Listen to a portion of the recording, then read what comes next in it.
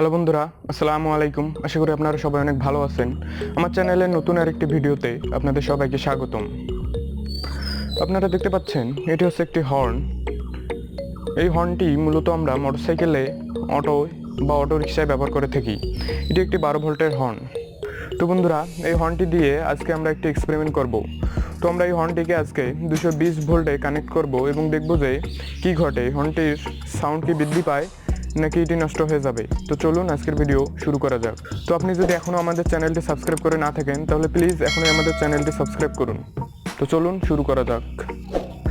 তো বন্ধুরা, প্রথমে আমরা এই হর্নটিকে এই ব্যাটারিটির সঙ্গে কানেক্ট করব এবং দেখব যে এই হর্নটির স্বাভাবিক সাউন্ড কতটুকু।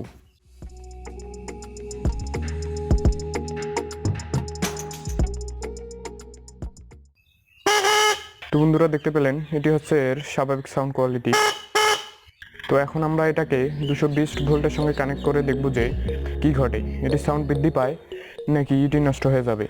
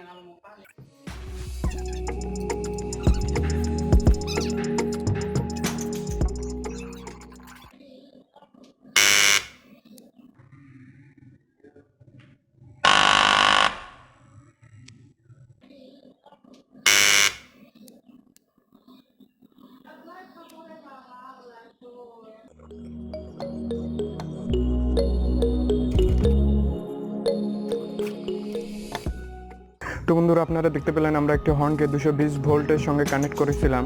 তো এখন আমরা দেখব যে হর্নটি এখনো ঠিক আছে কিনা।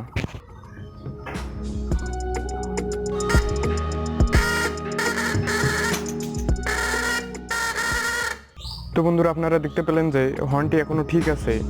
হর্নটি নষ্টও হতে পারত যদি তারটি পুড়ে না যেত এবং আমরা এই হর্নটিকে বেশিক্ষণ সময় ধরে 220 ভোল্টের সঙ্গে কানেক্ট করে রাখতাম।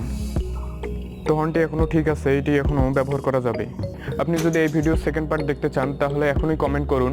আমি এই ভিডিওর সেকেন্ড পার্টে দেখাবো যে একটি ব্যাটারির সঙ্গে 220 ভোল্ট কানেক্ট করলে কি ঘটে। তো আজ পর্যন্তই, দেখা হবে আগামী কোনো ভিডিওতে। ততক্ষণ ভালো থাকবেন, সুস্থ থাকবেন। তো দেখা হচ্ছে পরবর্তী কোনো ভিডিওতে।